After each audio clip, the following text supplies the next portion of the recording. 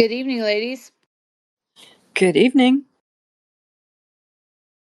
Hello. I'm just going to send the invite to Lisa.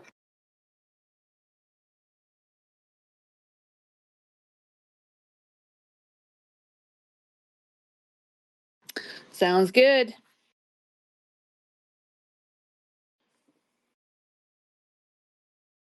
All right. How is everybody?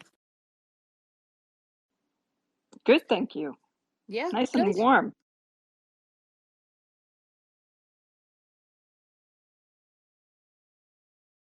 It is chilly and rainy on the prairie, but we need it. It's been pretty dry, so. And here's Lisa. Lisa, can you request a mic?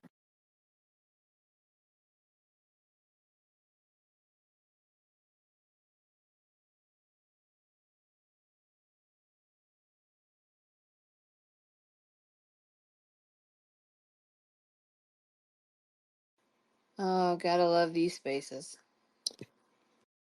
Yeah, they tend to be less glitchy if you request instead of us inviting. So if you can request one, that would be great. If you can't, give us a thumbs down and we'll shoot you an invite.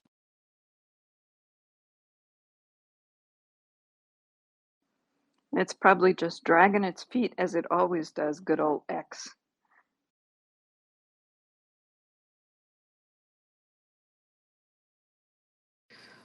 Well, while we're waiting for Lisa to come up, we'll just real quick go over. We're filling up pretty quickly here. If you are new to North American Angst, we do ask that you raise your hand when you come up. We are very privileged to have Lisa with us tonight, so we're going to stay on topic with her. If there's time at the end, if there's other things that we want to talk about, we will, but we really want to stay focused on our conversation with Lisa and give everyone an opportunity. She may need to go out and come back in.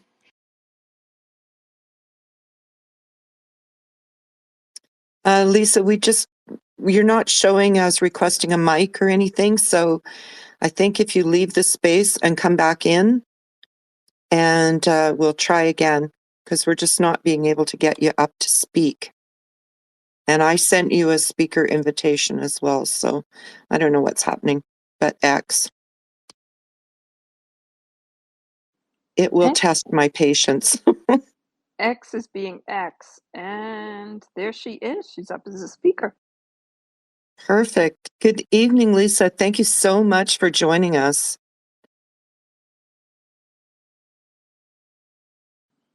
Hi, Lisa.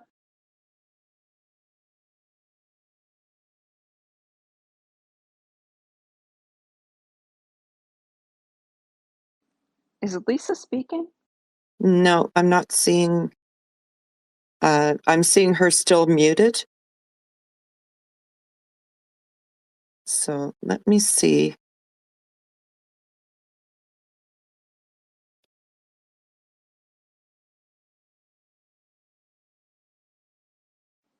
Do we have the honor of being the first space Lisa has participated in?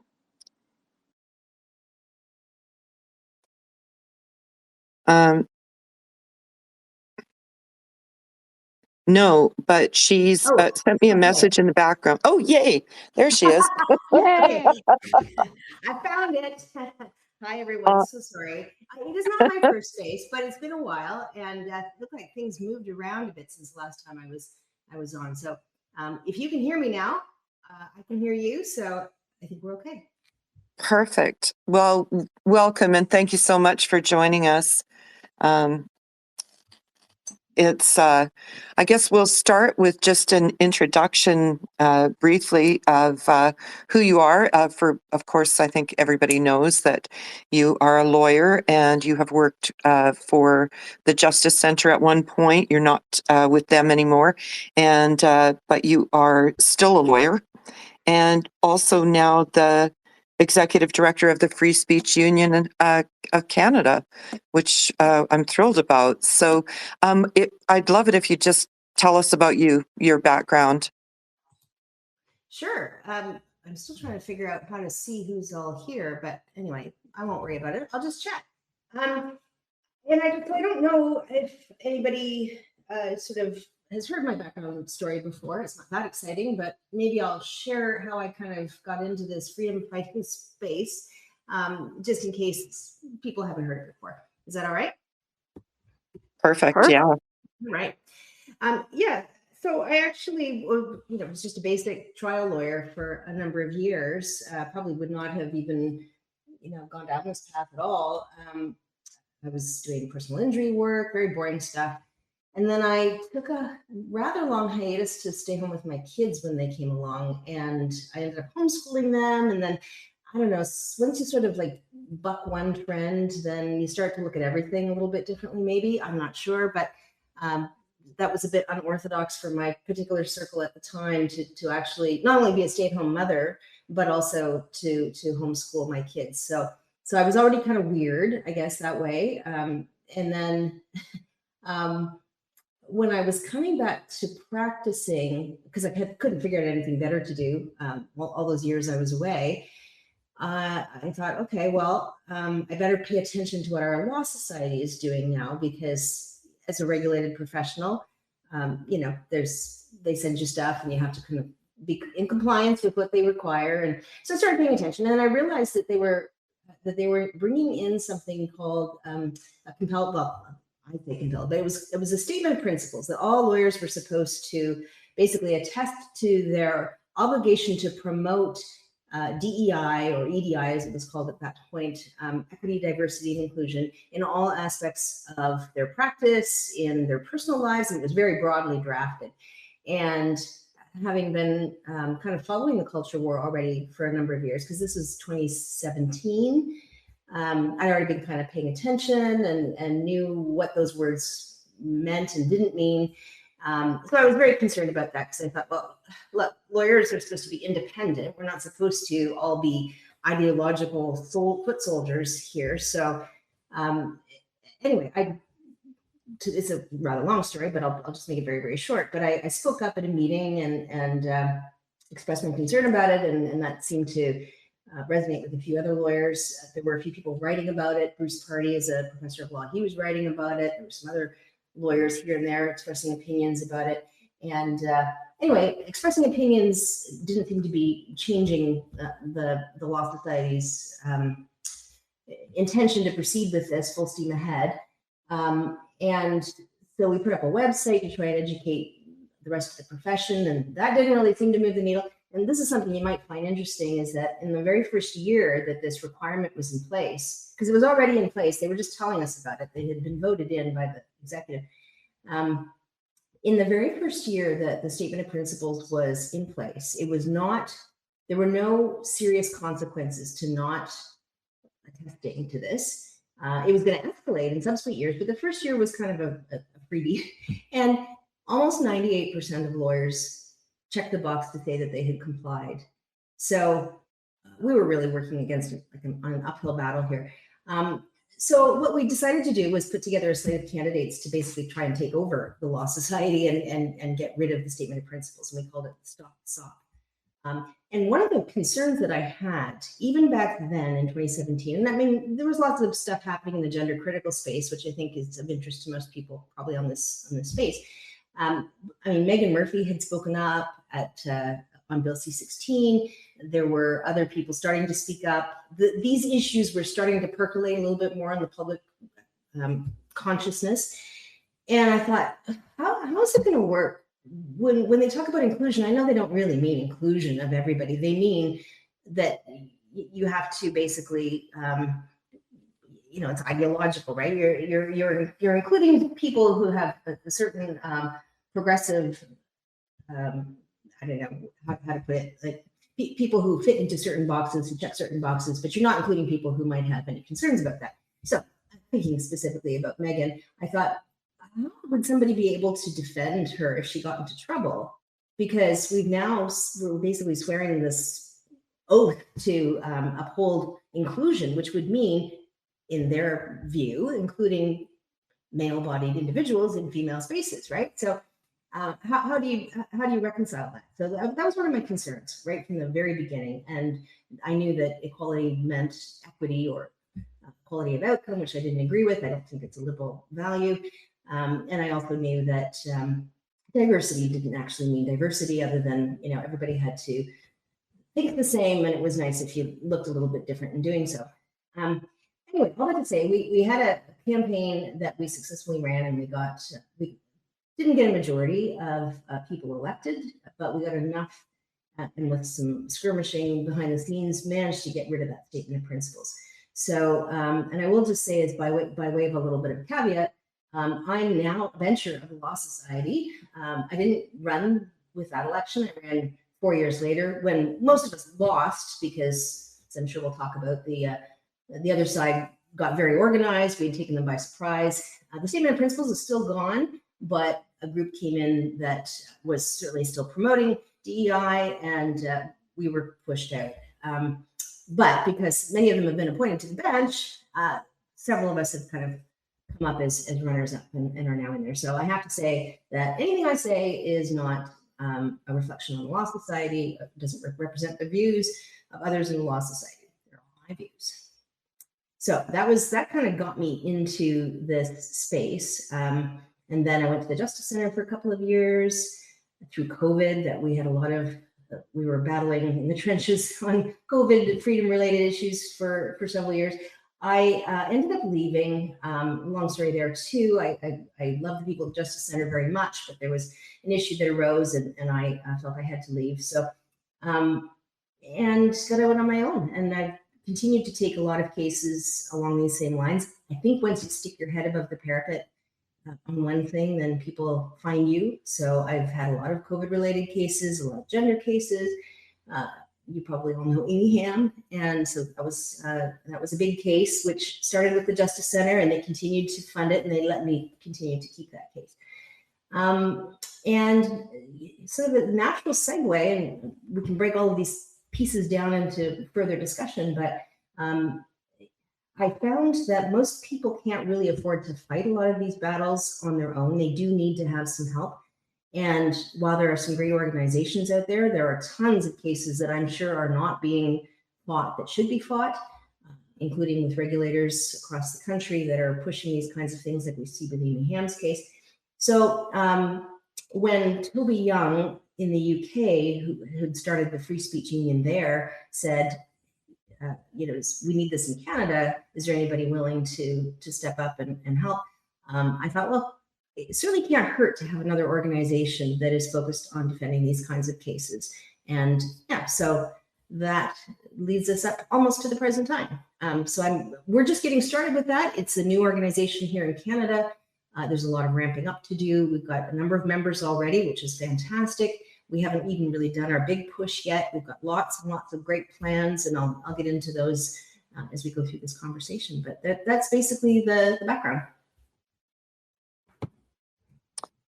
Yeah, that's great. Thank you, Lisa. For anybody who doesn't know, N.A.A. wasn't a court case. It was a tribunal, an employment tribunal, correct?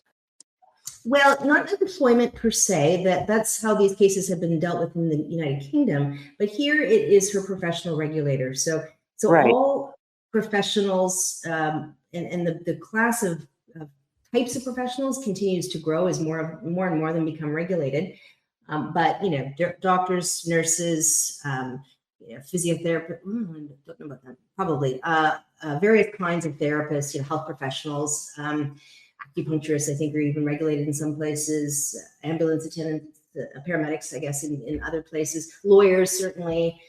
There's a broad gamut of regulated professions, and they all have sort of a body that sets rules and standards for them and regulates whether you can get licensed in the first place and whether you can keep your license. And so what we're seeing a lot more recently in the last number of years is that some of these groups are really pushing their mandate. They're engaging in quite a bit of mission creep to be able to start regulating what people say in their off-duty hours and that sort of thing. So Amy's case was before her professional regulator, the BC College of Nurses and Midwives. And so it was a tribunal the panel that decided it was, it's created under statute, and is comprised, in this case, it was 2 nurses and a member of the public who were the decision makers on this discipline panel. And they were guided by a lawyer who's an expert in administrative law and who was advising them, and probably wrote the decision because it was very legal. So yeah, that was the context for her case. And she was in trouble for basically advocating for women's rights and expressing gender critical views that were not in keeping with the current orthodoxy. Yeah, and I mean, I think it's important to note too that she was not doing that at work. This was all in her private life, in her Twitter account, and the billboard issue and those kinds of things. And I think probably the most famous case, just for our non-Canadian audience, would be probably Jordan Peterson being taken before his regulator and for his Right. views as well. So I did invite Amy, but she was not able to come, unfortunately. But yeah, it was just such an important case. And the length of time that it took, I mean, the process really was the punishment in so many ways. Oh, absolutely. It was 22 days, 22 hearing days, which included closing submissions, spread out over a year and a half, because we were basically, I think we initially set for 7 days, and it just was dragging on and on. Yeah, it definitely was a horrible experience to go through. Amy has an incredible amount of fortitude to have withstood that. I think I would not be surprised if there were many cases out there where professionals just said, you know what, all right, what do I have to do to not get in trouble? Yeah, I'll sign an undertaking. I'll make my account private. I'll shut up. Amy wouldn't do that. To her great credit, she's decided to stand up and fight. And she feels very strongly about free speech and about gender identity being a problem on many levels, which she's expressed over many years. So you don't get somebody like her coming along very, very often. And so it's a really important case. I think just the amount of evidence that came out on gender identity, gender ideology over that 22 days was like nothing we have seen before in Canada. I could not find a single other case that even came remotely close to getting into this kind of evidence in Canada. Now it's happening in other countries, but not in Canada. So the panel heard, just a phenomenal amount of information. I was kind of thinking and hoping that they would be piqued by that. That didn't happen, I don't think, at least not to the degree that we needed to get the decision that we would have liked. But the panel found, for those who weren't following the case too closely, the college. Maybe I'll just quickly tell a little bit about the case in case just the odd chance somebody doesn't know, but Amy came to the attention of her regulator because she had put up this I Heart J.K. Rowling billboard or participated in putting it up. That triggered some anonymous complaints, like anonymous to her initially. We did find out who one of the people was, some guy who described himself as a social justice Marxist. And anyway, he filed a complaint with her college, and someone who remained anonymous also did, and basically said she shouldn't be allowed to be a nurse when she holds these views, just for putting up the billboard. So then the college did this mass investigation of everything that she had basically said over, I think it was a 3-year period. And they had a company that goes in and kind of, does a search, a forensic investigation company. And they compiled a dossier of probably 330 pages of transcripts from podcasts, there were a couple of some articles that she'd written, and all of her tweets. And basically anything that referenced gender was in there. So the most innocuous things you could imagine were in this dossier because she had talked about gender. And so in a couple of places, not on her Twitter feed, but in some of the articles that she had written, in her brief bio at the bottom, it basically said something like, mom, nurse educator in New Westminster, BC. So that was the only connection to her profession that was in any of this stuff. But that was enough for the panel to find that there was a nexus to those particular items. Now, what they didn't do was find her liable or committing professional misconduct or unprofessional conduct for all those tweets, because they said that there wasn't enough of a nexus. There was no indication that she was a nurse on her Twitter feed. Although the college had tried to suggest that there was, by the way, but the panel did see through that and said, well, no, this wasn't the bio that was related to her Twitter feed. So anyway, so there were just 4 items, but still they found that those were unprofessional conduct because they were discriminatory against transgender people. They denied the existence or they erased them and various things. I can get into the specifics if you want, but the gist of it is that any gender critical speech essentially is subject to professional discipline because essentially arguing that that there should be spaces reserved for biological women, for females, is erasing trans people. So I don't know how you can. Part of their decision was saying, well, she was kind of mean about it, or they didn't use that word, but her tone wasn't so nice. She was sarcastic, but she could have said things nicely. She could have advocated more nicely. But the reality is, in the later part of the decision, they essentially said, well, it's just derogatory and discriminatory to say that males cannot, that transgender women cannot be in female spaces. It's erasing them. So I don't know how nice you can. I mean, it's a fact, right? You can't say it in a nice enough way and still not get in trouble, according to the way this panel wrote their decision. So we're appealing it, and at this point, it's going to go into the court. We're just in the early stages. Our appeal has been filed, a very lengthy decision or petition to the BC Supreme Court, and the college, I think, will have something for us on Wednesday of this week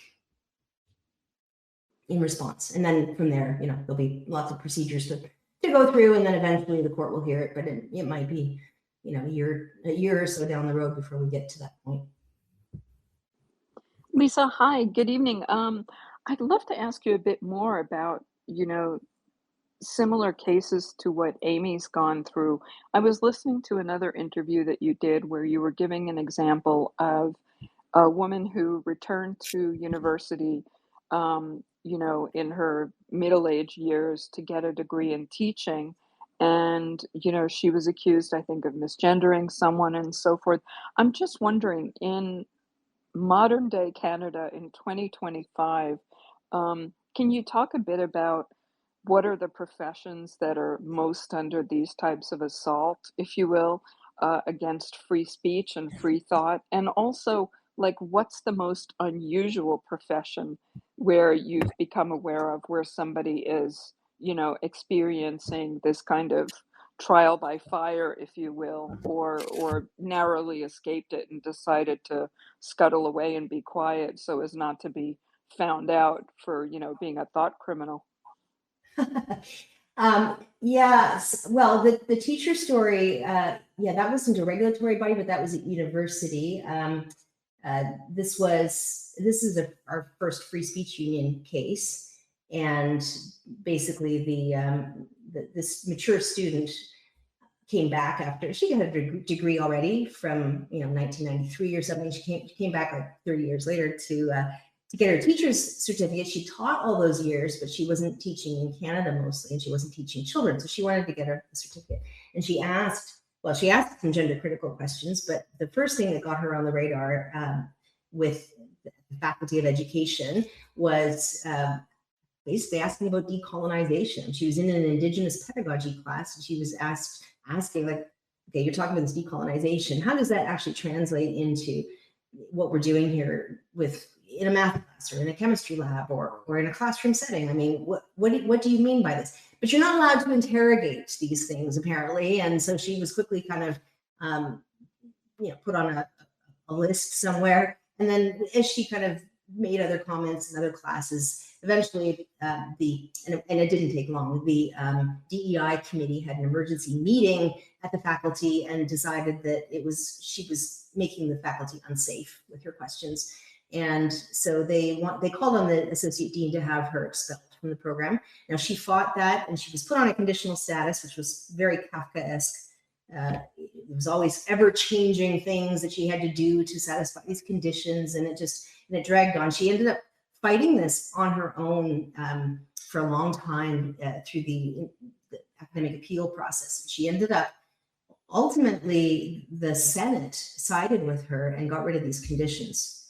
And then she had to scramble to kind of make sure she could graduate on time. And it was very, very stressful. She was put through all these struggle sessions with the dean or associate dean who was trying to change her worldview. And it was just insane. So we're suing for damages for mental distress and reputational damage and the harassment and so on that she went through. So really interesting case.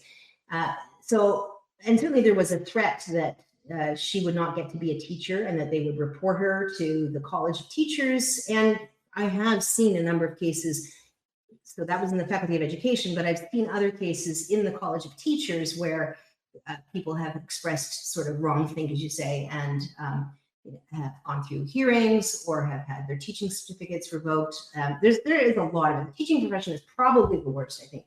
Where I've seen it in a weird place was a veterinary college regulator. So I probably won't get into too many specifics as to where, but it was a regulator for veterinarians that went down the DEI path as well. And one brave person tried to get onto the governing body to sort of offer a diversity of opinion there. And her life was made a living hell for a while until she eventually left.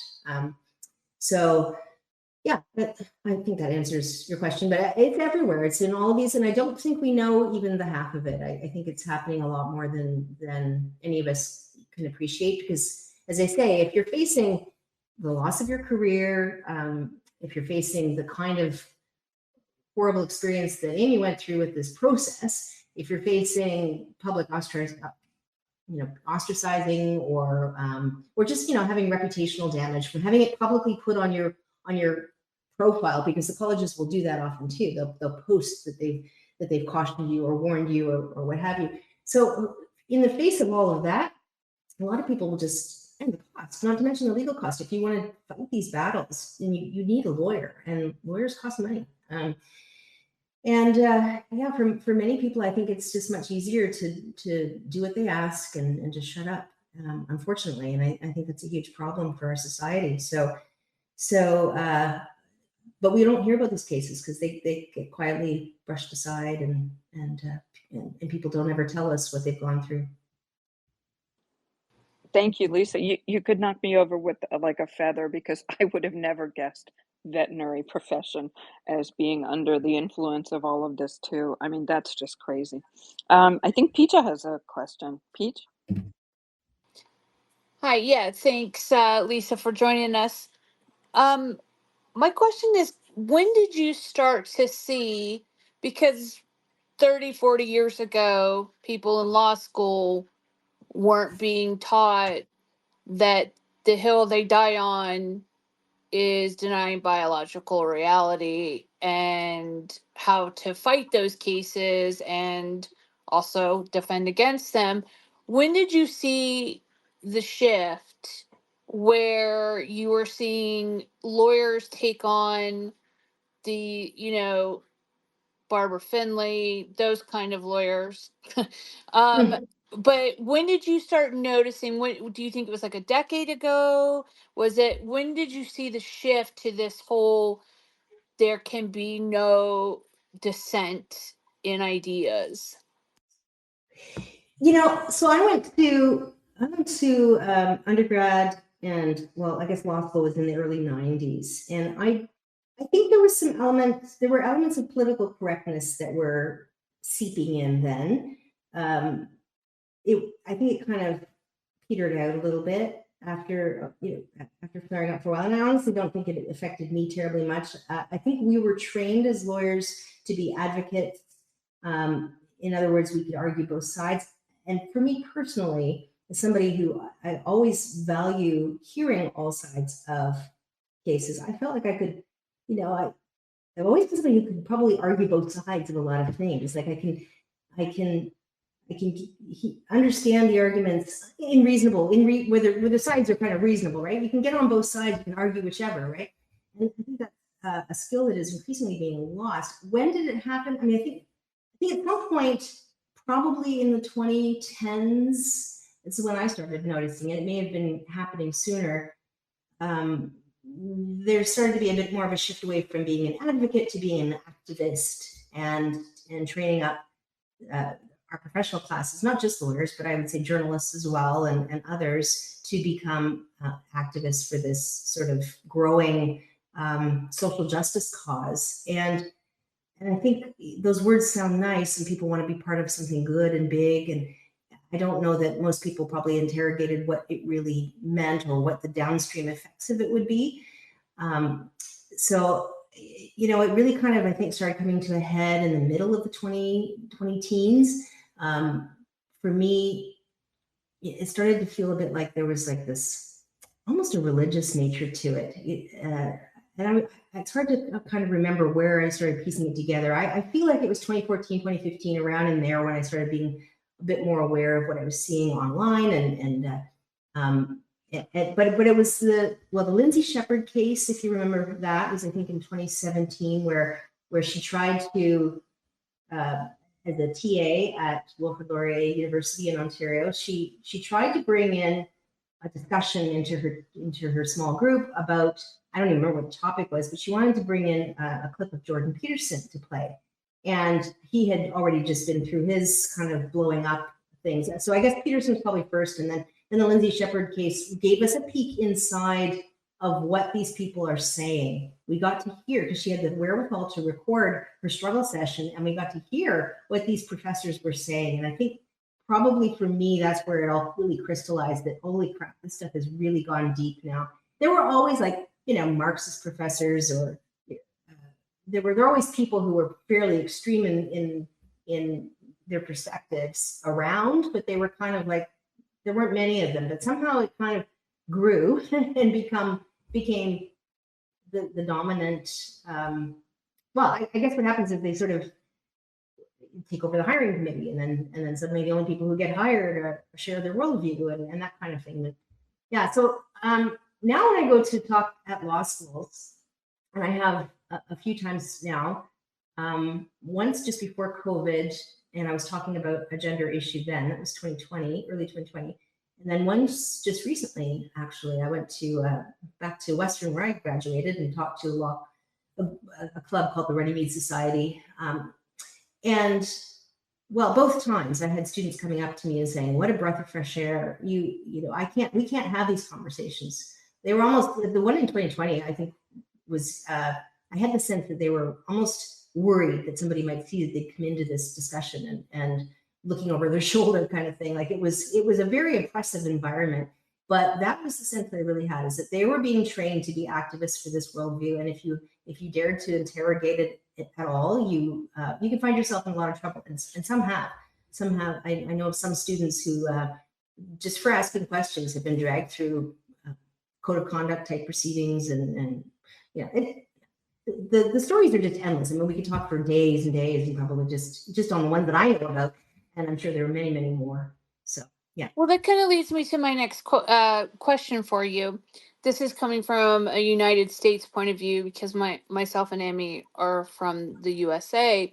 Mm-hmm. One thing that we've said quite often is, once the lawyers here figure out that representing people that were either harmed by this, lost their job from this, whatever, that the lawsuits would turn the tables. Do you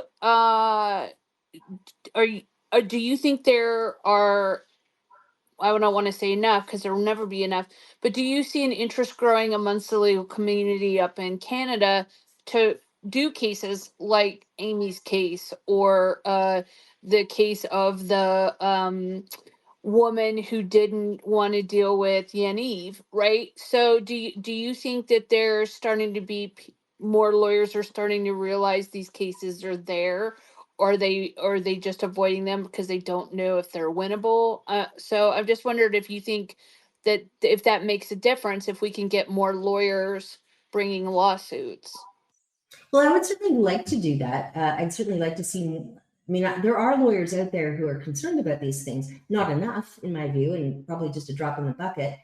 One of the things I want to do with the Free Speech Union is build a network of lawyers and make sure that we're all kind of equipping one another and sharing strategies and so on, because these cases are hard, in part because I think, well, I mean, I'm not even sure how exactly you can trace the roots, but so much of our judiciary are actually of this kind of worldview now too.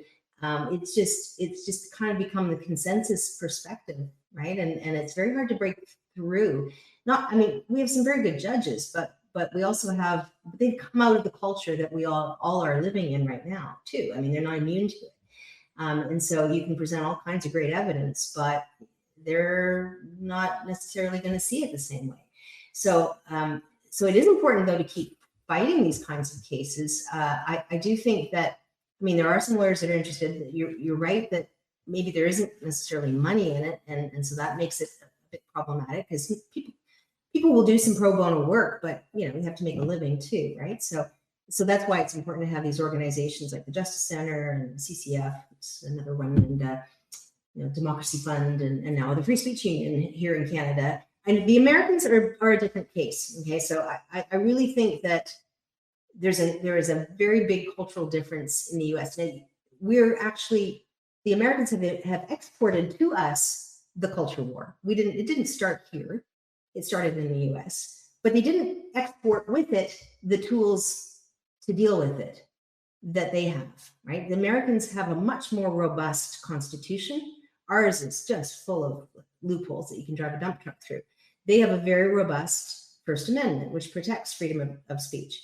And, you know, and they have a culture that is a bit more divided in a good way, in that there's an opposition. There's an active, vocal, effective opposition. So you don't have that the same way in Canada. You've got a perspective.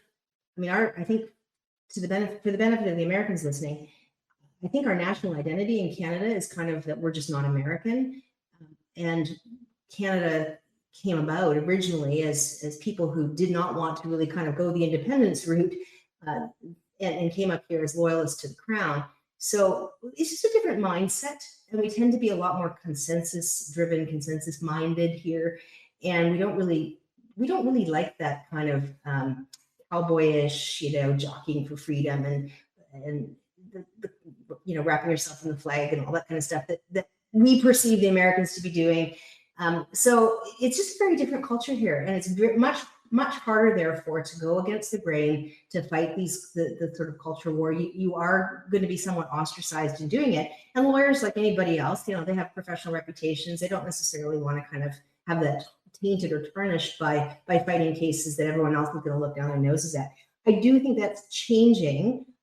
I think people are starting to realize that, yeah, more and more people are starting to realize the DEI concept generally is very political, and it's not what it originally was sold to us as.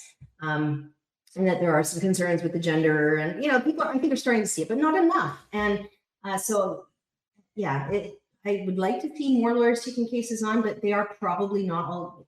Most of them are probably going to lose, at least for now, until there's a shift in the culture. I do think that's where the change has to happen. It has to happen in the culture, because the media comes out of the culture.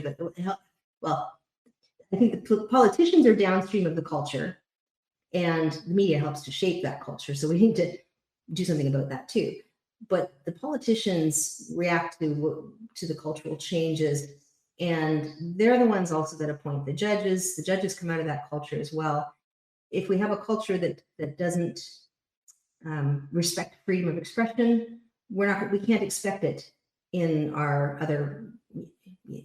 governance or in our judiciary. Like, it's just, they won't respect it either. So part of what I want to do too is kind of remind people again what those important principles are, why we need to defend them, why they're so important to civil society, and because I don't think we're equipped anymore to really fight them. The Americans are much better in that way because it's part of their ethos. It's part of who they are. They embrace this rugged freedom. And anyway, it's a generational problem. We're not going to solve it very quickly. Yeah, I couldn't agree more. Now, I'm in Saskatchewan, but I'm from Alberta, so we are a little bit different culturally than Eastern Canada. for sure. And we are a little bit more cowboy. Yeah. Thank God for the West. Honestly, right? And I did want to talk about that a little bit. I mean, with the new, I won't skip ahead of myself here. I wondered about all of the human rights legislation that's gone in the last decade, under various provincial governments and under the federal government, that has redefined women, put men in prisons with women, just allowed for all of this stuff, and seems so difficult to fight. Like right now, COSBAR has a charter challenge over the prison issue, but that is above human rights legislation. But what most of us are fighting is human rights, Right. provincially. Yes, and unfortunately, that is sort of like the front line, the real trench warfare here is in the human rights tribunals for sure. And it's interesting that even in Amy Hamm's case, that the panel, the college argued and the panel accepted that it was discriminatory. Where does that language come from, right?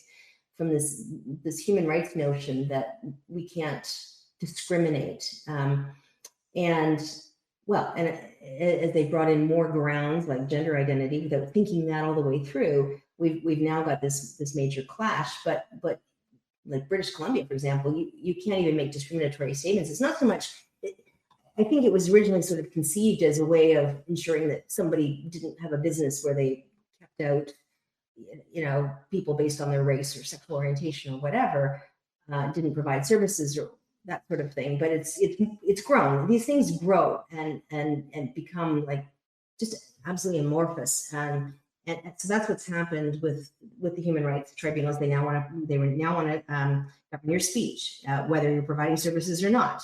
They want to the gender identity piece is that came in Canada in 2016, but it was already in Ontario. And this is so. Again, you've got a whole bunch of people being appointed internally into these human rights bodies, and they're listening to the activists who are well funded and who present them with, okay, here's the study and the reasons why we should protect gender identity, and then they're not hearing another side to it. They wouldn't have heard any opposition to it, I'm sure, in the early days, because people, they weren't canvassing those opinions. They didn't even know that those opinions existed, probably. It's just all kind of like they're all fish swimming in the same water, and they don't see the water that they're swimming in. They don't realize that there are other views out there. They're all kind of activist minded, from a particular political perspective, very radical left, I would say. So but those are the frontline places where people meet these strange rules now and are affected by them, and more so if this online harms bill goes forward, which Carney has kind of intimated maybe, if the, can't even believe what you see on the internet anymore, but there was some apparent reference to him in a press conference suggesting that it might come back. This is the online harms bill. Was brought forward by the Trudeau government, then was put on ice when Parliament was shut down. So, but it could come back, likely will come back, and I think we need to anticipate that it will. And that will broaden out these human rights powers even more, so that individuals can go after other individuals for their discriminatory speech, right? So, and not just in BC, but everywhere. So, yeah, I don't know if I answered the question, but human rights tribunals are a huge problem, and nobody seems inclined to rein them in. They also engage, and our courts do this now too, in what is really not a principled protection of equality. We've got it upside down here. There should be some guardrails that say there should be universal human rights for everybody, not just some people. everybody. And we don't do that anymore. We've got this idea that we have to only protect people who are marginalized or oppressed. And if you happen to be somewhat at the level above marginalized or oppressed, then you don't get to have rights, it seems. And that's just wrong on principle. But that is where our law is in this country. So because transgender people are deemed to be more marginalized than women, their rights and needs get placed ahead. You see this in other contexts too. So it really is a mess. I don't know if we can untangle it very easily, but certainly we have to fight against any further broadening of human rights tribunal powers. And certainly that's what I'm going to be working on if they try to bring back that bill. I think the Prime Minister has discussed publicly not allowing X, Twitter in Canada, like, because, it's such a cesspool. People actually speak about things that the Liberal government doesn't want us to speak about. So what do you think the chances are for that, Lisa? Well, I wouldn't put it past them.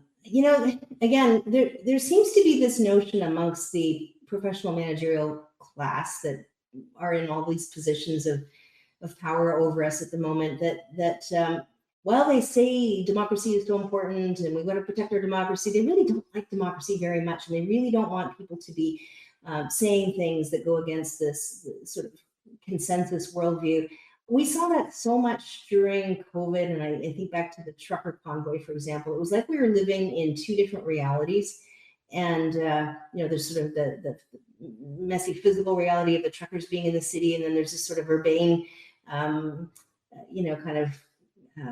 very proper perspective of the sort of Laurentian elites, and they were clashing very, very dynamically in that convoy example. But there's so many examples. It's almost like we are looking at two screens. I've heard that analogy before. We're living in two separate realities, at least two, and they really don't want the reality of the kinds of views that don't fit with what they believe are the orthodoxy. They don't want those other views to even be expressed. And I think their instinct is to just kind of shut it down, tamp it down, keep things under control. But I don't think they appreciate that when you do that, you actually increase the possibility that you're going to have a violent uprising, because you're shutting down all the pressure release points. People need to be able to communicate. People need to be able to protest. People need to be able to express themselves in a healthy manner. And yeah, X is kind of messy sometimes. There is a lot of crap out there, but we're adults. We can sift through it.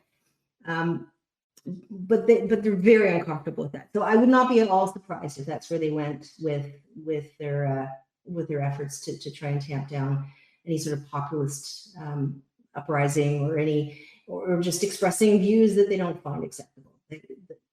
Everything that we say is misinformation, and everything they say is absolutely gospel truth. Yeah, completely.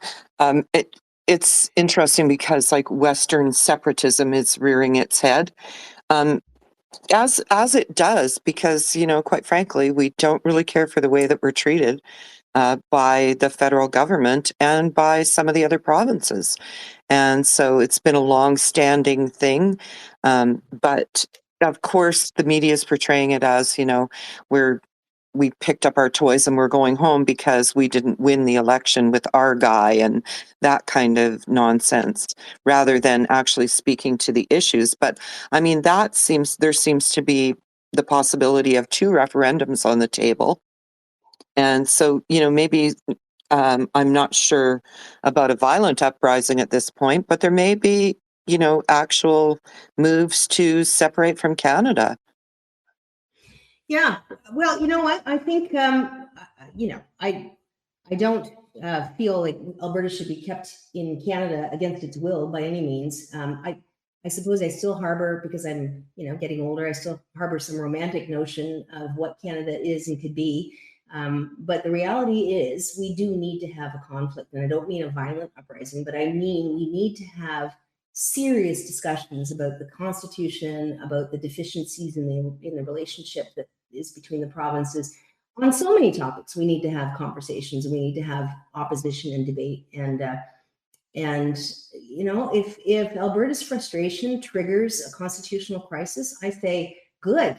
We need to have an opportunity to rethink what's not working. There's a lot that's not working in this country, and I'm not necessarily confident that our current leadership can navigate us through it very well.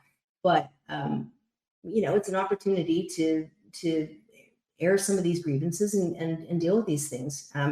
Frankly, you know, I'd love to see our Constitution, it, you know, rejigged in important ways to more protect us more like the American style Constitution. Not that it's perfect either, but I think it's a hell of a lot better than ours in many ways. So I don't fear Alberta going down this path, and I think in some ways it's probably a good thing for us to have that battle a little bit. I don't know where it's all going to go, and I'm probably less, I don't know, less worked up about the idea that this country might split up in some way. It's not been working for a while, and you know, maybe that's for the best. Yeah, I think it's a necessary result of, you know, particularly the last decade, but even long before that.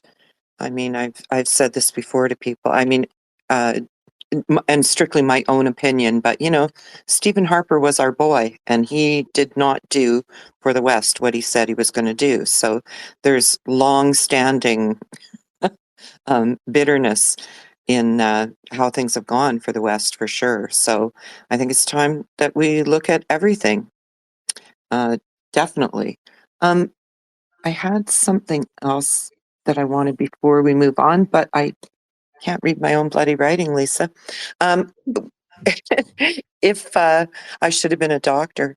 If there's questions or comments from the audience, please request a mic, and we'd be happy to bring you up. And Em, you don't need my permission to speak.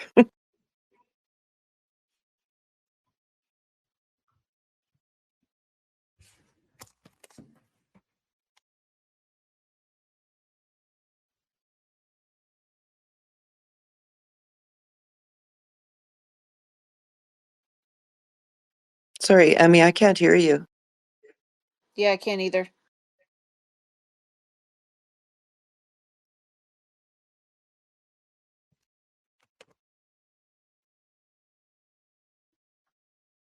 Oh, Em said to drop out and come back. So go ahead, Tess. Hi, thanks for holding the space. Hi, Lisa. Thank you for bringing this Free Speech Union to Canada, or being a part of a group that did.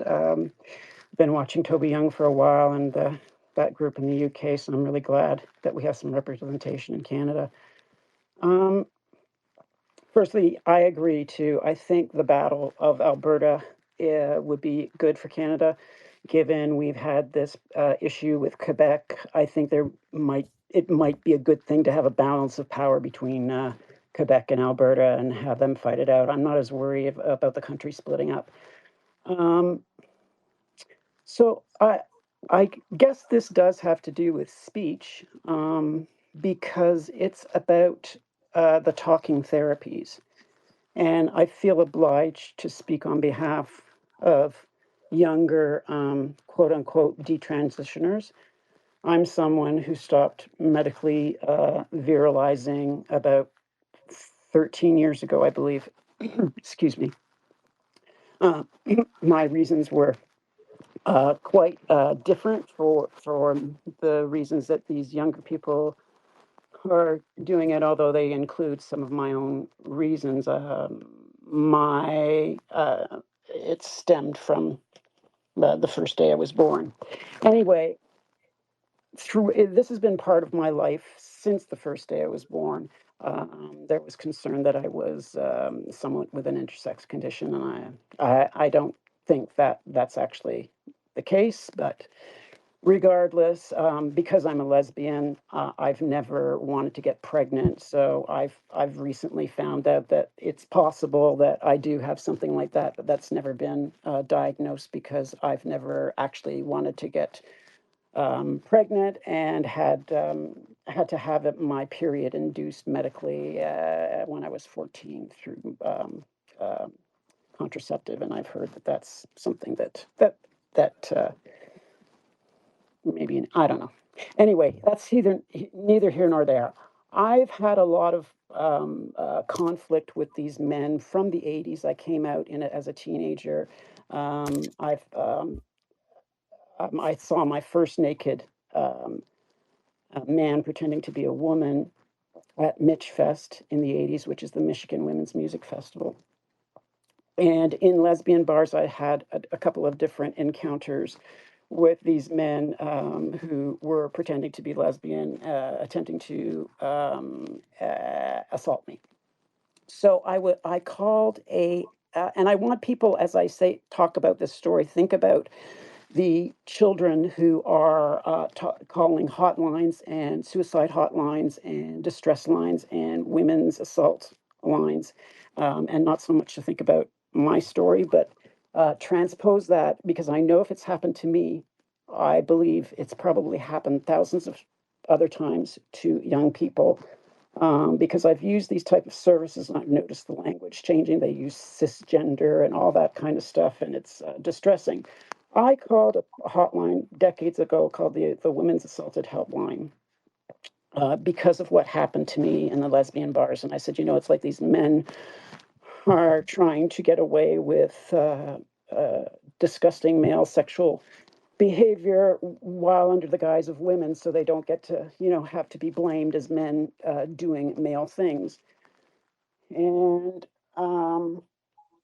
decades later, when Trudeau won for the second time, it triggered a lot of awfulness in me, and I called this hotline again, and a man pretending to be a woman answered the phone. I said to him, I thought this was a hotline for women. And he said, it is. And I said, well, no, thank you. I want to speak to a woman. And I hung up. The following year, I called him again because it's just that time of year. Things get a little bit hanky for me. And last year, it was combined with Trudeau winning. I called them again, and a woman answered. And because of my experience the year before, I had to ask her if she was really a woman. She sounded like a woman to me. And she chuckled. She said, yes. I said, adult human female. And she hung up on me. There's no therapy for detransitioners. And I'm this marriage between MAID, and I see a grotesque marriage between MAID and detransitioners. How are these young people supposed to access any of these hotlines? And how is it legal for them to not have access to talking therapies for free that everybody else does? Because if they speak plain language, they're going to be talked to in this cultish language. And I'm talking even about sexually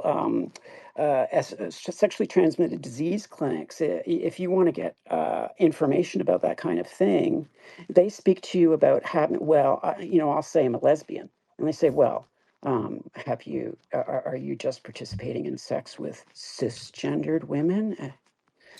So, do you see any kind of legal representation happening down the pipeline for a group of perhaps young detransitioners? I wasn't even given full consent on what these drugs and surgeries would do to me. The breast amputation, the testosterone. We weren't given informed consent. And I just think so many of us were lied to about. I wasn't even told about a heart condition. And I'd been born with a heart condition. And had I been told that testosterone would negatively impact my heart, I don't think I would have ever taken testosterone. So, yeah, I'll Yeah, land my dragon helicopter there. Thank you so much. yeah. You're raising a very good point, and it sort of reminds me of the discussion and debate around Bill C-40 C4, I think it was, or it was C6 originally, then became C4, where you basically, where the government was basically saying that you could not have therapy that was designed to convert, conversion. It was against conversion therapy, right? But they included gender identity in there. And I actually made a submission to the House of Commons Justice Committee on that. The video is out there, can easily be found, but in 5 minutes, kind of summarizing the concerns about that from the perspective of gender and detransitioners in particular, because how are they? Well, they wouldn't even consider the detransitioners' viewpoint on this, and tried to get them to share my time with the detrans group, so that they could have a voice as well, and they wouldn't allow it. But that kind of legislation puts a chill on therapy, for example, for anybody who's going to be engaging in something that might involve discussion around changing from your, changing your gender. So I don't know if there's a legal case to be made until there's a fact situation that warrants it. I would think that might come in if the authorities tried to prosecute somebody for engaging in this kind of conversion therapy involving talk therapy for somebody considering either detransitioning or gender transition in the first place. And if they were prosecuted, then maybe you could have a legal case around that. I don't know that another kind of fact situation would be as conducive to addressing the concerns you're raising, but I think they're fair concerns. And even just from the perspective of like, how does somebody find anybody to talk to that hasn't drunk the Kool-Aid? And is there a market there for being able to provide these services that doesn't get you in trouble with this Bill C4 kind of legislation, right? So I don't know the answer to it. I agree with you that it's a problem, and people going through, thankfully we do have X and other social media places where these young women can find others and have connections there. And it's so important that we keep these social media sites available and other ways for people to connect and have these conversations. So it's very much a free speech issue, and in the sense that we have to be able to talk about this stuff. We have to be able to address the fact that there's a whole bunch of people who are going to be detransitioning and have already, and where do they go, and how do they get help that's appropriate without somebody getting in trouble for giving it to them. So anyway, yeah, that's all I got on that. Thanks, Lisa. Felicia, you've come up. What would you like to say? Hi, Lisa. Hello. There were two debates prior to the election. In the second of the debates, the journalistic opportunities to ask questions was denied because complaints were made about, I think it was Rebel News, not being legitimate and hogging up too much time and asking questions that the mainstream media did not want asked, which I mean, it's really absurd that one media outlet would complain about the questions that another media outlet asked. But I'm wondering if you know or could speak to the legalities around this. About the legalities about not having questions the second time, you mean? And about the reasons given for why Rebel News shouldn't even have been allowed there, and why they. Well, yeah, I mean, they were certainly allowed. They were allowed there. They fought a couple of court cases to get there. In fact, I was involved in one on behalf of True North. Back when this first became an issue. I guess that was probably 2021. They were initially denied. Both of those organizations were initially denied certification to come in and be part of the debate. Once they took this debate and put it in this sort of debates commission was set up to coordinate these debates. I think they used to be done by the media directly, and then they put it in the control of this debates commission, which initially denied these organizations. They sued. They were successful. They were entitled to be there as much as any other media organization. So it's just this ridiculous kind of, again, trying to enforce a certain consensus view. You're going to ask questions that are uncomfortable. We don't want that. And it's just this arrogance that you see whenever there's somebody that's outside of the narrative. They don't want to hear it. They don't even want to hear the question. They can't engage with it. I don't know what it is, why they're so fragile about this, why they can't hear a question that might, challenge their priors. But they had every right to be there. They had every right to ask questions, and they were smart enough to get up and stand in line first to get the microphone. So good for them. But we need our independent media. We need to protect our independent media very much. Every media outlet has probably some bias or other. I don't know that anybody's completely bias free. No matter how.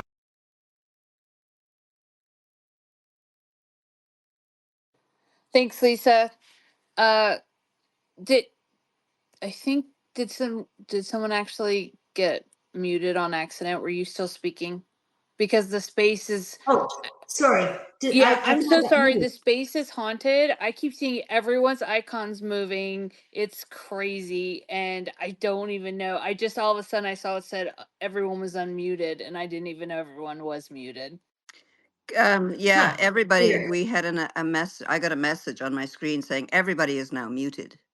Okay, we're good. Please continue. I apologize. Yeah, I don't know where I got cut off, but anyway, not much more to say on that other than that I think we really do need to protect our independent media, whether we agree with everything they say and do, it's important. But well, I just yeah, it seems to me, and I wonder what you think about this, that the mainstream media had decided in advance what they wanted the election to be run on. Like, what were the 3 issues that they wanted the election to be decided on? Trump and economic change and housing, for example. And that they did not want, because they have shown no interest at all in talking about gender issues at all, except, poor young men who just want to pee. They seemed to be denying the right for anybody else to bring up any other election issues other than the 3 that they had decided. And that's it seems to me politicians should be deciding what the election issues are, not the media. Well, exactly. And their refusal to interrogate these kinds of questions themselves means that other people do have to ask them. But it's this gatekeeping idea. It's that arrogance that we see amongst, again, I just generally call them our professional managerial class, that they just have this, I see it all the time, this sort of smug arrogance that they know best, and don't you dare step out of line. And, you people are distasteful. You ask difficult, stupid questions. Nobody should be giving those the time of day. They look down their nose. I just think that you have to be fearless in the face of that, because these people are not infallible. They're activists for their particular cause. People are getting sick of it. A lot of people are getting sick of it.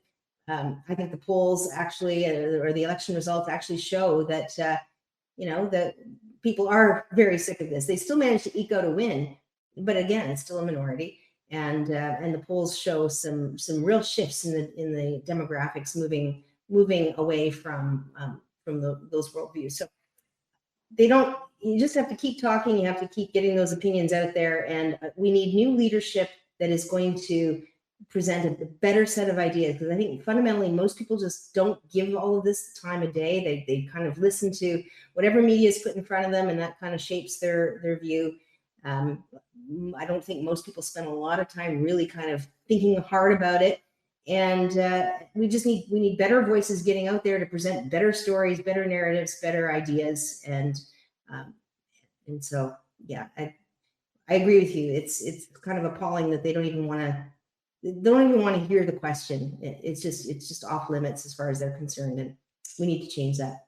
Thank you. Lisa, let me see. Can anybody give me a thumbs up if you can hear me? Yeah, we got you. Go for it before we lose you again.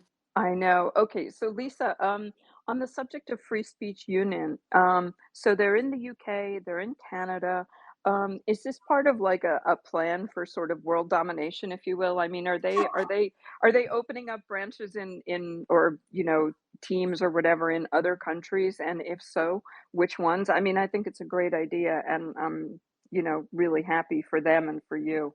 Thanks. Yes, and I'm quite excited about that, because I think that is something that is a bit different about our our group, we are having a bit more of an international focus because so much of this stuff is happening in lockstep around the world. You see the same kinds of things happening in the United Kingdom and, you know, in Germany and everywhere, right? The same kind of efforts to curtail public speech, to shut down what they view as populist movements, and you know, fighting in lockstep on the gender stuff, pushing that through in their countries.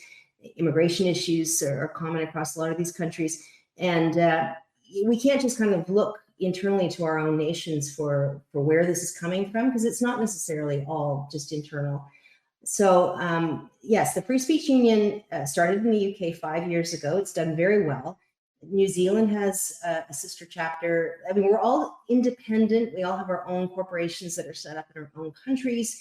They all are going to be a little different because the legal lay of the land is different in each country. For example, in New Zealand, they're actually set up as a labor union that works for them, and so they can actually go and represent workers in free speech cases, which is kind of neat.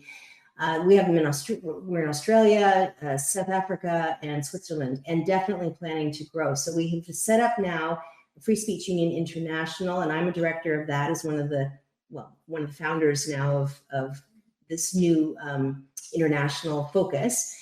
And so all of us from those 5 chapters that I mentioned are part of this now.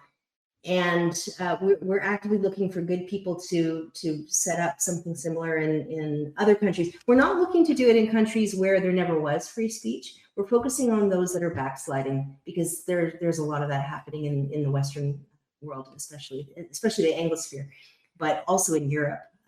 So I'm very excited about that. That also, we're headed up at the international level by someone who's a former diplomat who has a lot of ins and outs, you know, knows the lay of the land diplomatically, and it's some of the supranational organizations. We would like eventually to be able to go and make presentations at the UN and the European Human Rights Commission and places like that too. So the message about free speech and why it's important continues to get expressed at all of these places where it's otherwise being stifled and curtailed.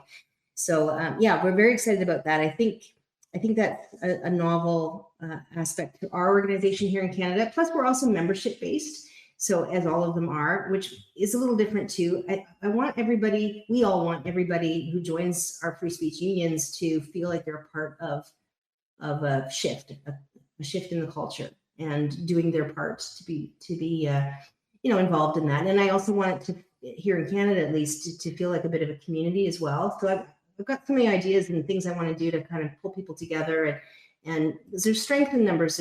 People find their courage when they come together and know that other people have their back, right? So I definitely want to see more of a community building around the protection of our fundamental freedoms here in Canada. So yeah. Thanks, Lisa. Just going to do a quick time check. We have about 47 minutes left. I see a lot of Canadian women that I have never seen pass up the chance to speak their mind and are not afraid to have a conversation about anything. Y'all come up here and join us. Let's talk about what's going on. This is for you. We are here for you. And or if you have questions or comments, please put them in the chat. We just want to make sure that we're doing everything we can to support you and ourselves, because you are our sisters. And that's, once again, I'll say what I always say. They underestimated the fact that borders didn't mean anything to us when it came to respecting our sex class. All right. So, Carol, back over to you. Yeah, I'm gonna Tess. I'm gonna let Esme speak first, just because she hasn't spoken yet, and then we'll go to you. So go ahead. Oh, Lisa, go for it. Hi, Lisa. It's Lisa Vespi here, aka Esme V, and we have met in person and corresponded by email, and I'm a big admirer of your work. Well, thank you, and likewise. And I'm not sure. I unfortunately arrived about 20 minutes into the space, and I don't know whether you touched upon the big case that you won I think it would have been going back 5 years, with the legal profession and the fact that they were making you pledge allegiance to DEI, and you put up a good fight and you won. Did you cover that? I did actually, yes, Okay, and it wasn't good. a court case. It was a, and this is why you need. I think we need to look at ways to shift the culture that do not rely on the courts. Yes. It was a political movement, basically, right? We took over, essentially, we tried to take over the Law Society through the electoral system. And the establishment there didn't much like that. I did touch on this, so I gave the sort of Reader's Digest version earlier, but and of course, this led to a fair bit of conflict within the organization over the ensuing years because, you know, this upstart group was in there kind of getting in the way of their plans. And it's been very interesting. Just as a fun side note, you may have followed this a little bit in the news, but so our group was called Stop. So I wasn't part of it. I just got I got them elected, but I didn't run because I had just come back from being like a stay-at-home mom and homeschool mom, and I'm like, I don't think I really have venture material. I should have run anyway, but then we ran again 4 years later with, this time we called it Full Stop, and we wanted to make sure that the Law Society was transparent, that it stuck to its knitting and didn't get into all this, you know, sort of ideological worldview shaping of lawyers, and you know, and that they were basically only regulating people on the things like competence and ethics, and not getting into regulating over speech. So we lost because they got very organized. There was a group called the Good Governance Coalition that came together with leaders across the profession. They hired a campaign manager. I think they set up a corporation to do this. It was very well, I'm going to assume it was well funded. It was a lot of, you know, big firms that were backing it. And they won every seat. And so, but then almost immediately, quite a few of them got appointed to the bench. And so fast forward now, we got a few of our former full stoppers in there. I'm now in there. There's 8 of us in total out of 53. So it's a small group, but there are some divisions happening in the other side. And I can't talk about too much because so much is confidential. But you probably saw in the news that there was a big scandal involving the Law Society in recent months because the CEO had been, there was this sort of a deal to pay her in excess of the, well, 50% more than she had been earning. And it didn't go to the board to approve it as it should have. And so basically not very good governance, let's just say. So it's been an interesting ride to watch it, but it just goes to show that, you know, speaking up can make a difference. Standing up, being that one person to put your hand up and say, you know, I got a problem with this, can lead to the building of a whole movement, and you can achieve some success. And it isn't necessarily going to be a linear path to permanent success, but in our case, it wasn't. But those of us who are still in there have stuck it out and are fighting the good fight and trying to put forward our principles as kind of the North Star that I'm hoping that others there are going to start to realize, yeah, you know, maybe just saying about good governance isn't enough. We need to actually be transparent, you know, have integrity, follow the rules, do the things that don't abuse our positions, and you know, on the free speech front, I'm pushing that as well. But we need to be able to have debates, that things shouldn't be hidden and put in camera, that the public needs to know what we're up to. It's a public regulator. So so the free speech angle comes into that as well, and certainly the protection of our conscience rights, our ability to be able to practice our professions without having to express a particular worldview as being our own is so important. Anyway, so I hope it's at least at the time when we won the first election, I think it was a heartening thing for people to say, hey, you know, you can win these battles. It's not all smooth sailing by any means, but it doesn't mean you shouldn't try. I think it's going to get increasingly difficult. Like we had talked about, or you touched on briefly, that we have a minority government, but there's a lot of shenanigans happening right now, Lisa, and it's looking very much like that's going to change to a majority by hook or by crook. So we're probably, if everything goes their way, looking at 4 years of this. And they've already promised an increase in funding to the CBC, who is essentially their propaganda machine and ran Mark Carney's campaign. And they've also increased funding and promised funding in perpetuity to EGALE, who is, the enemy of enemies as far as, provincial governments trying to fight the DEI or fight the gender Borg. They come swooping in and you end up having to use, oh my gosh, I've lost my word. Oh my goodness. So sorry, it's just gone. Head injury, I blame it. But the notwithstanding clause provincially is what they've had to use now to get legislation passed because of those highly funded agencies. So I can't tell you how much it means to have people speaking up. It's amazing. And in the face of that particularly, it's just going to be so important.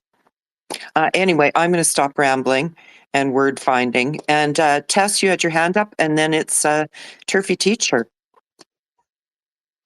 Thanks, Carol. Thanks, Lisa. My second question is similar to first, along the same similar lines. I have a friend who worked in the corporate world for decades, hated her job, and started going to school to become a therapist. And she worked very, very hard to get her license. And she's terrified about losing it because of Bill C-4. Right now, her solution is to kind of avoid gender, quote unquote, gender questioning clients, so to speak. But she's still worried because she refuses to use pronouns, and she doesn't do that in her emails. So people are onto her. If she gets under some sort of fire, is your organization a place that she could reach out to?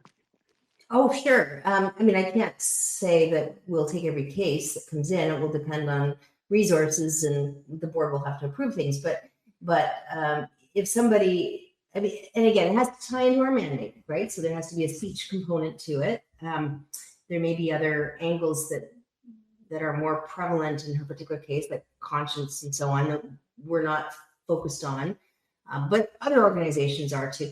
I mean, it is a very difficult thing. I don't want to tell somebody, look, just do whatever you want, and we'll deal with the consequences later, because I can't guarantee that anyone's going to be successful in fighting these things. So if she can make, maybe in some ways it makes more sense to fly under the radar and do good things without being a martyr. These are difficult things, and everyone's situation is going to be a bit different. And I do think the tide will turn on these things in due course, but I can understand why she'd be worried about it. And she should probably be fairly careful, because, like I say, I think maybe she can do more good by not attracting attention to herself. But again, it's not legal advice or anything. I'm just kind of playing I've been kind of advising her to be a bit cooler and not be so out there, because I'm afraid for her because of Bill C-4. But she's a bit of a renegade. We have that in common, but that could really get her in trouble. And well, and it's a hard thing to say, because it depends on the person, and some people really just cannot violate their own consciences. I saw this so much during COVID. I had regardless. I mean, most people I think on this chat or in the gender critical space, they may not necessarily all agree on the other, but during the COVID period, I had so many people coming through my office, my virtual office, wanting to take a principled stand, they felt, on not taking the shot. And the way that they were treated in their workplaces and so on was just appalling, in my view. But they just would not compromise, and they shouldn't have had to. I mean, your conscience drives you, and even just people who are speaking out on things too is even a better example, because it's easy enough just to say something. It's harder to take an injection you feel strongly about, but saying something, you think, okay, well, just say it, right? Just say it. Just do what you have to do. It's fine. But for some people, their conscience is just is so strong that it's painful. It's painful to have to do something like that you don't feel accords with what you think is right. And I get that. I really get that. And so it's difficult to sit here and say, oh, she should just go along with it, because she just may not be able to. But she has to understand that there's consequences to that maybe in this world are completely inappropriate and unfair, and she shouldn't have to suffer them. But because of the world we're in, she might have to. That is just very difficult. And so without knowing her and knowing her whole story, I couldn't sort of tell her which way to go. But I do respect the fact that it's easier said than done to just kind of fly under the radar sometimes for some people. Thanks, Lisa. Turfy Teacher, welcome. Hi, thanks for pulling me up. Hi, Lisa. Thanks for everything that you do. Thanks.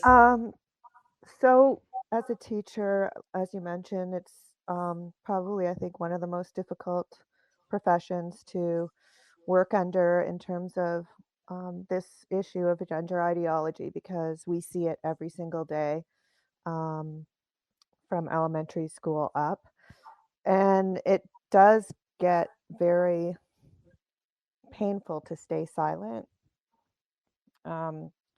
It's really painful. And when other teachers are expressing their political views wholeheartedly in the staff room and without any fear of any repercussions, it just makes it even more frustrating for someone like me, who wishes that I could say something. Now, despite the fear, I have had quiet conversations with a few teachers who didn't realize that men were in women's prisons, for example, or the disastrous effects of puberty blockers on children. And thankfully, they were receptive to talking with me about it.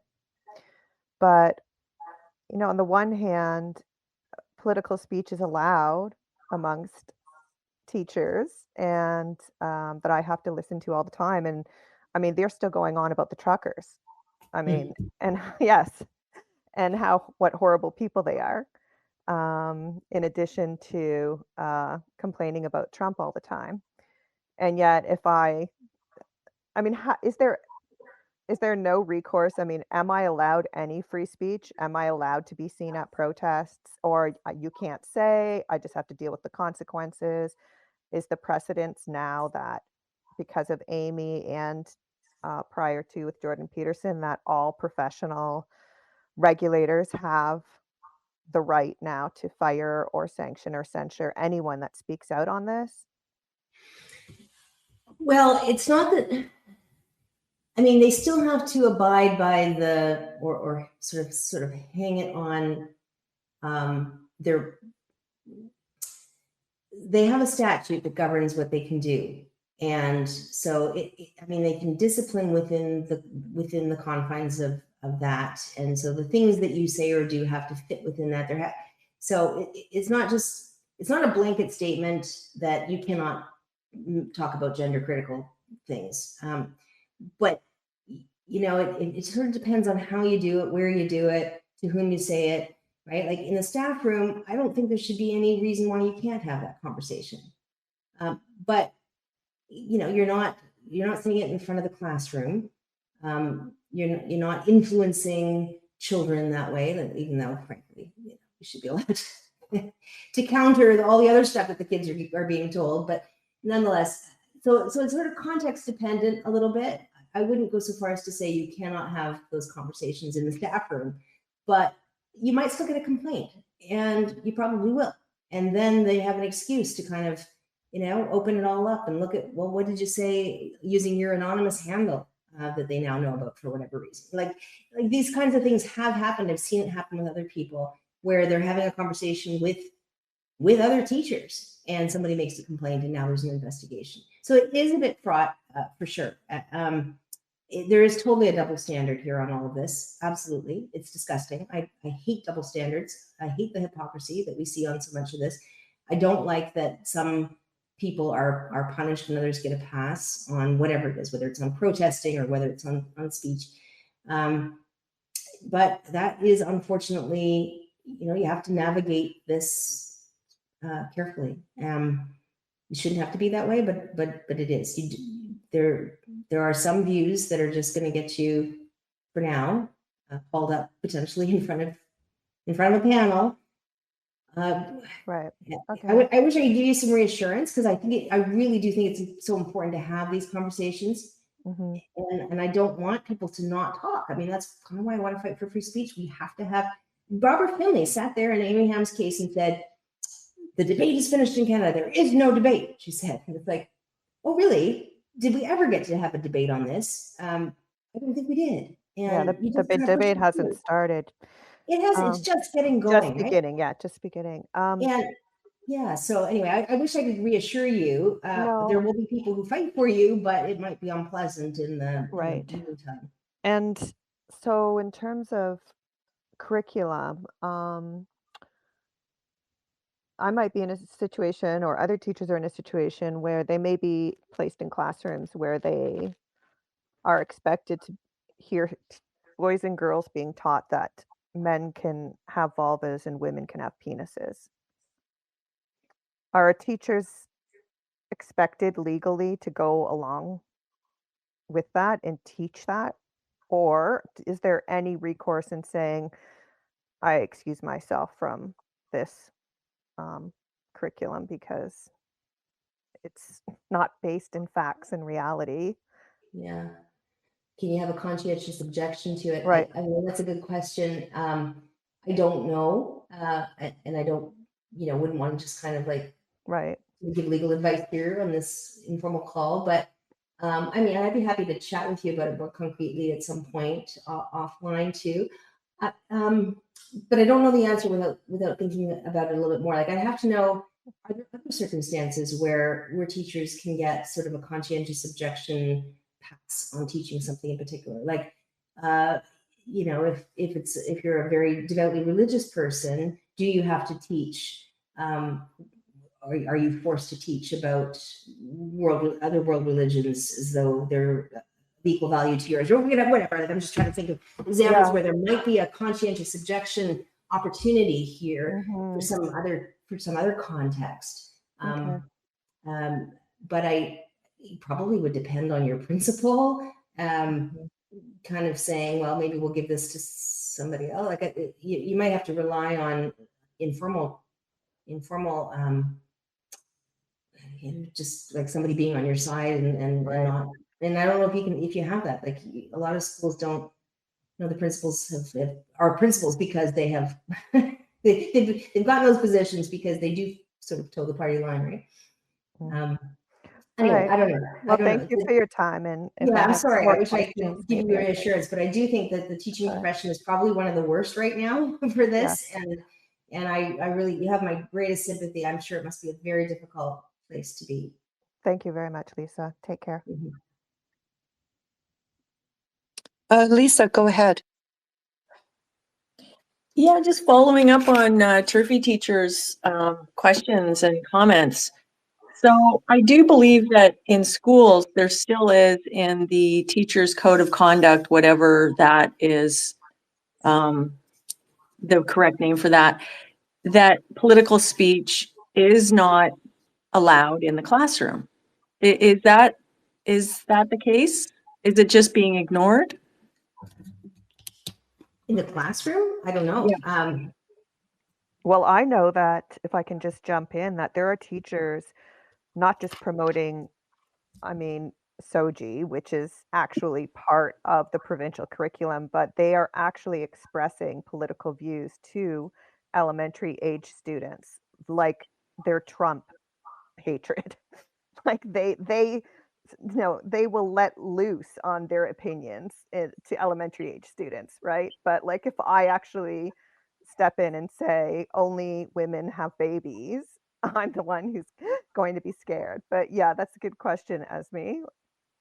Yeah, it would be really interesting to take it from that angle and fight fire with fire. And I don't know whether there's a mechanism for parents to band together in some kind of a class action that would require teachers to adhere to that code of conduct, and that they cannot express political views in the classroom.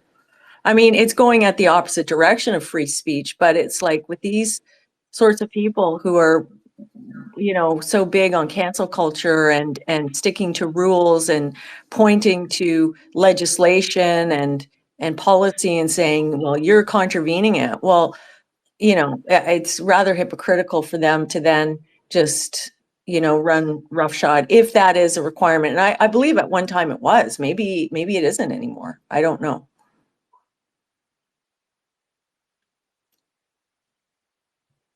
Yeah, Trish, I mean, I was Trish, just you've going to say, joined us. Go ahead.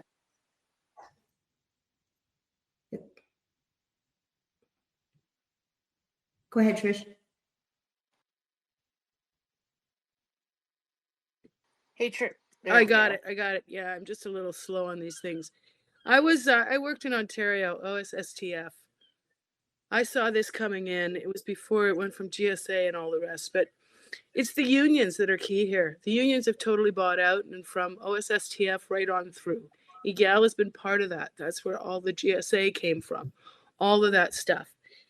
And it's pretty dicey because, back when they introduced the GSA rooms and the alliance rooms in Toronto School, in a very flagship school in Toronto, they were very determined not to make the teachers make their classrooms gay positive because the union wouldn't allow it.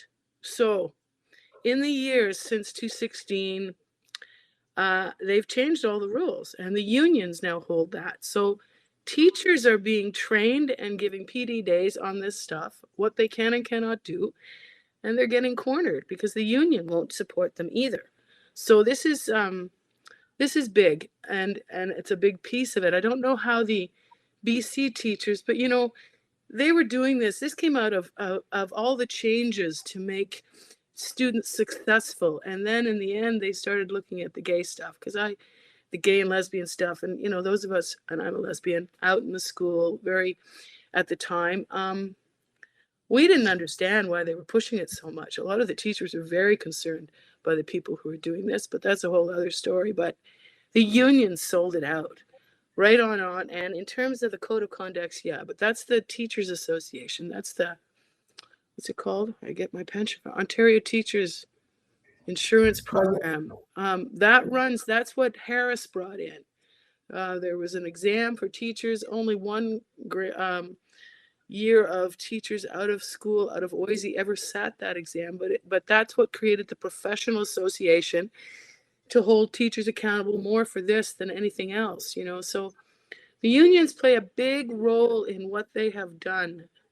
They were never pulled the membership. I was never pulled when I was in OSSTF, and when I was out here, I was in EA for a while, and yeah, Turfy teacher, I just hold you in my heart because I couldn't do it anymore. Just watching it, but it's a horrible situation for teachers. But a lot of them have to pay their mortgages. So at a certain point, I was one of those ones that didn't have one. But yeah, it just me horrible. The amount of behavior in the schools, all of those things, they'd never be able to meet their curriculum expectations anyways. It's unions, and we need to do a piece on that. But oh my God. Thank you, Lisa, for all you're doing for all of us. Oh, Thank you I'm so trying. much. Oh no, we can all just try, right? Thank you. Anyways, I'd add those 2 cents. It's a big piece, and it's OSSTF. It's the union power. Yeah, you're absolutely right. I had a client, as you may know, who's a principal who spoke up at a DEI training session and got kind of struggled through that session and then ended up taking his own life. Blinka. And after that, I had so many teachers and administrators too actually contacting me. I must have spent that whole summer fielding just like these were all just people coming in for a free consult because they basically just wanted to tell their story. So Turfy teacher, you are totally not alone. There are so many people like you, but it's hard to connect people to help them know that there's somebody else that thinks like them. And there's not a whole lot because Trish is absolutely right. The unions are a big problem. The principals and vice principals can at least sue. They're not subject to the union. But if you get into a problem with your employer and the union doesn't help you, and they won't on these kinds of things, you're kind of cooked, right? So yeah, it's a very difficult situation, and all these organizations and institutions need an overhaul. It's just gotten out of hand, but yeah, it's not easily done. I would love it if someone, and I don't know if the free speech could do, but a snitch line for teachers in Ontario and in BC that's really safe. I mean, I bet you they're dying to talk and they just don't know who to go to. But, that's a whole other ballgame. I would just thought I'd throw that out there into the ether. Thank you, women. We got our work cut out for us, but we're gonna win. Well, that's the spirit. Turfy teacher, come on back. Thanks, Trish. Yeah, the unions are definitely part of the problem. Our union, speaking of snitch lines, has a snitch line for people that don't adhere to 2S LGBTQIA propaganda. It's right on their office door that you can call. And so I know that they would be no help. Any PD day that they organize, it is mandatory pronouns. Um, and yeah, they're definitely out there on union days with trans kids lives matter shirts, etc. They are true believers, and the GSAs that were formerly gay straight alliances are all now gender sexuality alliance clubs beginning in elementary school, and it's all girls at my school who come out and proclaim a non-binary or a boy status. It's frustrating because I don't understand why there isn't more pushback from parents. Sometimes I hear in different spaces that parents are afraid that their child will be receiving repercussions, but to me, when I hear that, I think the repercussions of that your child is being indoctrinated into lies, and lies that could permanently affect their psychological and, God forbid, physical health. So it is disappointing. I mean, maybe I'm just older, and some of these parents have also been indoctrinated into this false ideology. I'm not sure. Um, the other thing that I was going to say was, in terms of a snitch line, Trish, what I was thinking about, and I keep rolling it around in my head, is starting some kind of organization, which I wouldn't even know where to begin, for teachers, or anyone in the educational establishments across Canada where we could support each other. But like, I don't even know if that's possible because so many teachers are living in fear and silence, and especially after the unfair ruling in Amy Ham's case, that there's even more of a stranglehold.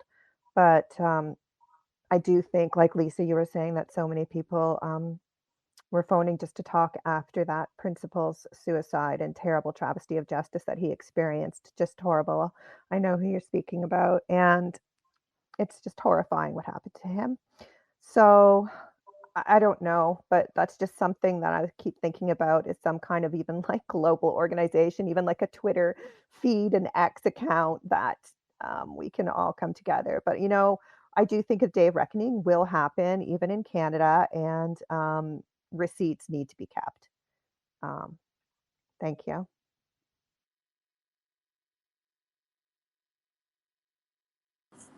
May I jump in here really quickly? Just because of what Turfy Teacher was just saying. Lisa, I'm just wondering, I saw today that Amy Ham had posted about a new job, I think, that she's been hired for, and a note that the manager circulated there very much in support of her. I'm just wondering, what's your state of mind right now? Like, if I were to ask you, do you feel hopeful? Is the glass half full? Is the glass half empty? How do you feel? Oh, I go back and forth. I really am not consistent on this. I'll tell you, my family bought a house in the country where we're kind of getting away from the city and figuring out ways to look after ourselves. So that's my doomer side. It's alive and well. But I have to have hope. And I honestly, when I was homeschooling my kids, we did everything sort of through a history lens. I was fascinated by history. I'm in no way a historian, but I just remember in school kind of learning everything so piecemeal and not really kind of seeing the ebbs and flows and just the trajectory of humanity. It didn't make sense to me, so I wanted with the kids to sort of start at the beginning and work our way through chronologically and understand how humanity kind of evolves. And what's sort of interesting is just the ebbs and flows. Like we're not on a linear path here. Things go forward, and then there's then horrible things happen, and then every culture is the same, and we're just going through a low time, and we will pull through this because that's what humans do. And there'll be better ideas that come forward, and we have to be the ones getting out there and getting those better ideas out there. We have to sort of be beacons, in the darkness, and just kind of be there with the truth, with the good ideas, with the principles, so that when others are kind of looking, when it hits them in the face, and so many times people kind of come to a realization after it hits them personally, right? But when they're looking, we'll be there. And so I can't give up. I can't just kind of go and, kind of shut it all out and raise chickens and just kind of pretend the rest of the world doesn't exist. I just can't do that either. I have to kind of try and be that beacon, and I hope others will do that too. And, we're going to pay some penalties and prices for that, undoubtedly. We're not, however, going to get drawn and quartered like people in history did. That's not going to happen. At least I hope not. So bad things might happen, but they won't be that bad. And honestly, when you go through the bad things, I think you become much more resilient and strengthened in your own character. There's good things that come of it. We went through that Law Society thing, and I'll tell you, I was not somebody who honestly would have kind of rocked the boat like that. I don't think that wasn't really my nature, but I just felt I felt like I was the only, because I didn't have a law firm and I didn't have staff relying on me. I thought, okay, if I don't fight this, who will? And so anyway, and then I got that message from a lot of lawyers. Like I had people writing to me from the big firms saying, I completely agree with you. Thank you so much. This was absolutely existential. I have little kids. I'm at this big firm. I can't say anything. Thank you for doing that. Thank you for fighting this. And I know that those people are out there and they're quiet, but they do need those of us who can be kind of out there to do what we have to do. And people are in different places in their life. Some can't. Turkey teacher, you're doing great things in the classroom. Undoubtedly, you may just not be able to do all the things that you want to do, but I'm sure you're doing other amazing things and being a beacon for reality in your classroom, and people will appreciate that. But we're all going to have different circumstances and different things we can do. So all that to say, I have to have hope. I think there's reason for hope. I don't think this is a permanent situation, and it certainly won't be if we continue to speak and push back and stand up. And I'm going to keep doing that, and I hope you all will too. Absolutely. And Lisa, that leads me directly into another question, which is, so if somebody does get in trouble and they do think that they may have a case, what is the process? Do they just reach out to Free Speech Union? Is there, does it depend on what it is? Yep. So the Free Speech Union we have a website. We're really just getting going here, right? So not everything is at the place where I want it to be quite yet, but we're getting there. So we have a functioning website. There's a contact page there. You can send us a message. You can reach out to me personally and directly too, and I'll send you where you need to go. But fsucanada.ca is the website.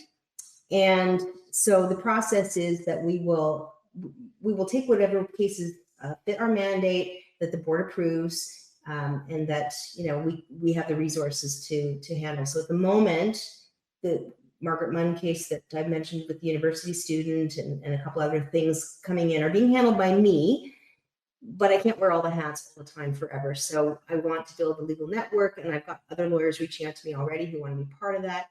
We will do crowdfunding if we need to, if we don't have the resources ourselves, and it's an important case. We're going to do what we can to try and take as many cases as we can and protect as many people's rights as we can. So, but it does have to fit within our free speech mandate. And if it's a good, and we want to keep cases that are, I don't necessarily think they're all going to be winners, but they're worth fighting. That the principles are well, that we can make the arguments that we want to make in them, and so on. So it depends on the case, but absolutely reach out, find out if it is something that we can help with, and if it isn't, maybe I can give some summary advice, or one of our team can, or we can send you someplace else too. So if you need any help, you know where to find us now. Thank you. And Free Speech Union is also, there's a paid membership. I became a member immediately as soon as you formed it. So, well, thank you. So strongly encourage anybody who can to please go and do that. Sign up, get your name on there.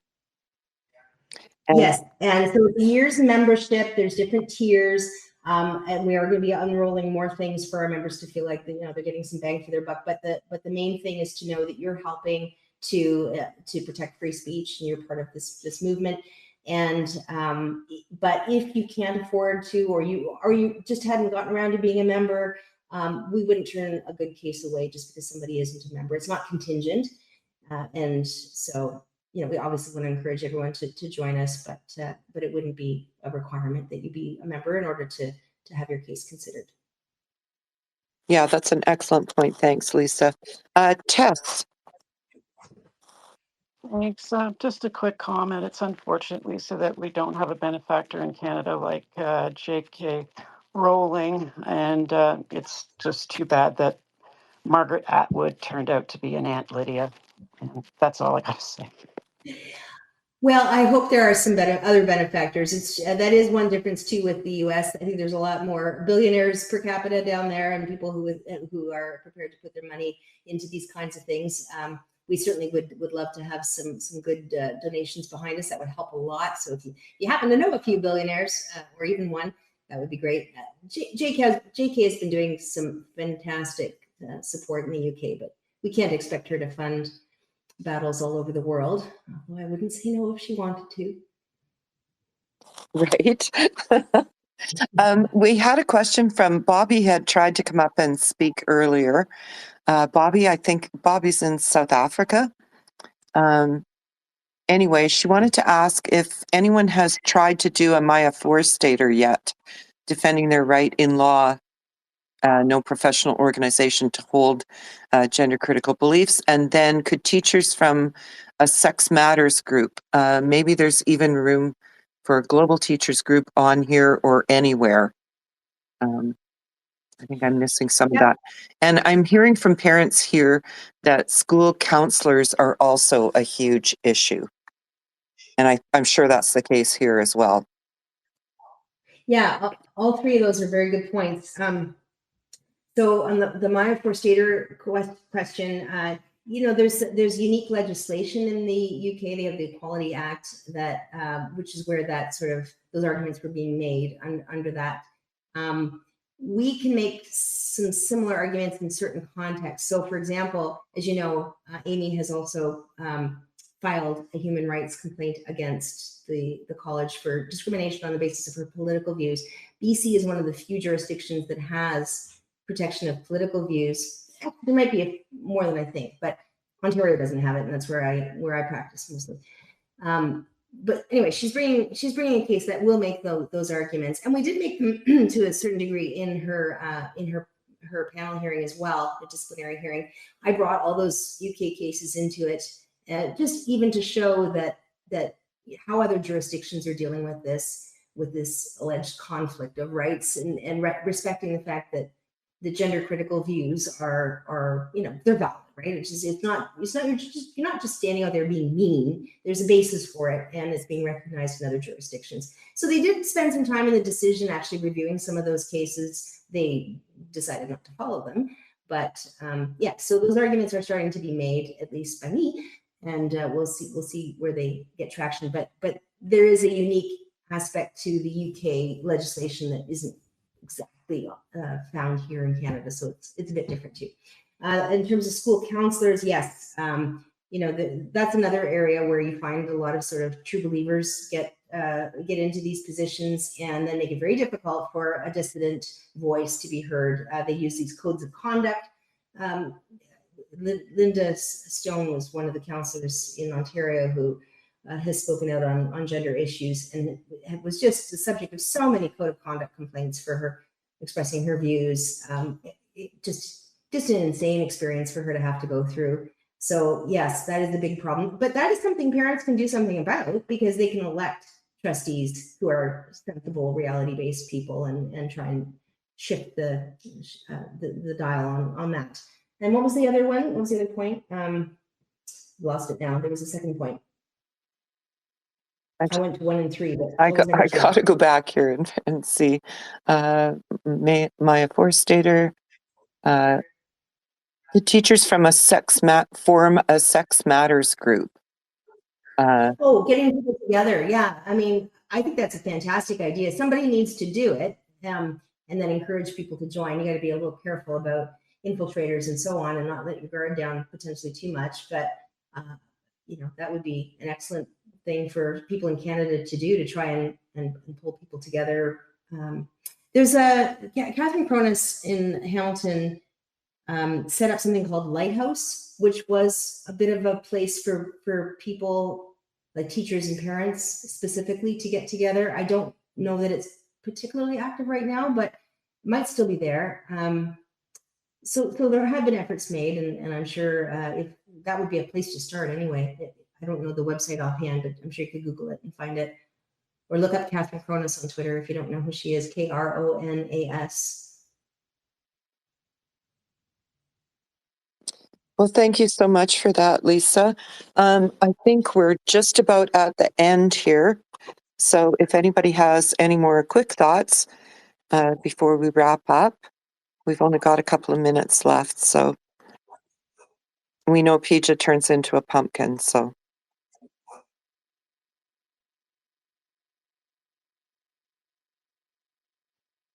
Emmy, Peach?